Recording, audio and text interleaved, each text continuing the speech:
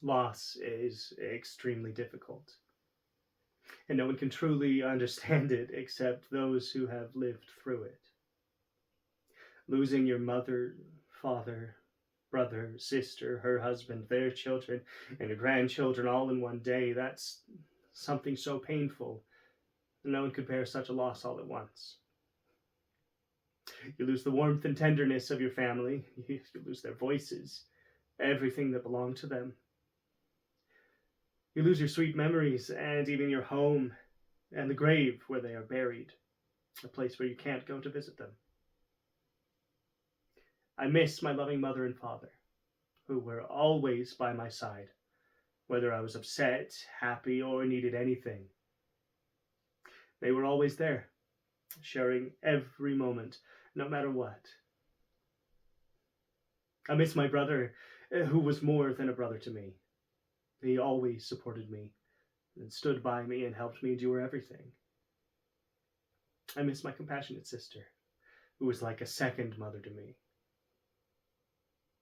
Do you know what it means to lose all of your family? On October 18th, 2023, I received the news that my sister's house, where my family was, had been targeted. At that moment, I didn't know what to do. I felt so powerless. I couldn't do anything except call them. Of course, no one answered. I was terrified. I prayed to God that they were safe. I called my close friends in the area, asking if any of them could reach the place to check on them, but unfortunately, no one could do anything. I called my aunt who lives near the house, and she told me that the targeting was not on their house, it was behind the house.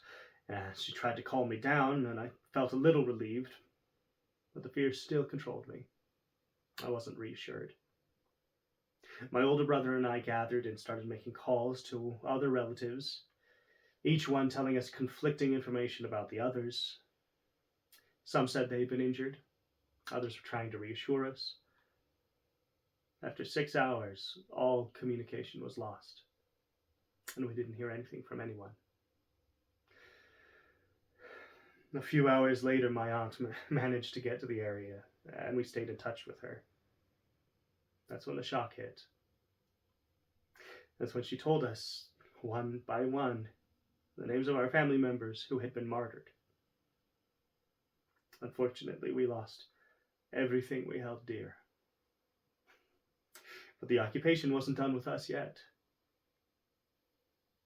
A few days after burying them, we received the news that the cemetery where they were buried had been bulldozed, and the occupation didn't stop there. Weeks later, we were informed that our house had been leveled to the ground.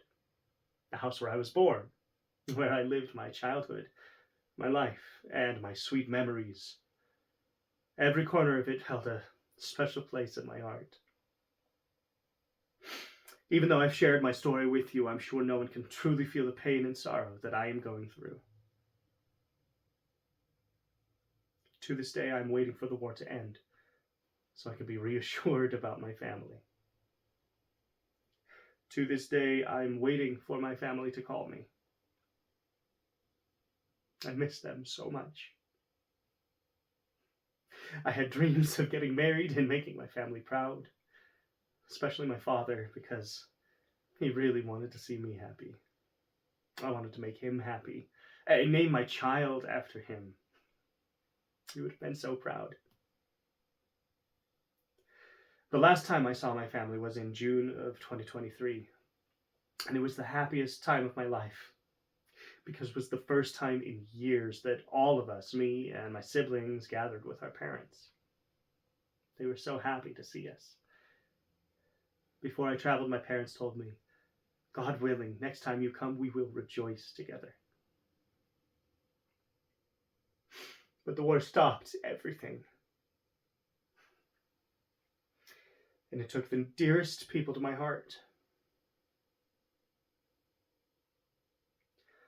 I wish my family were still alive,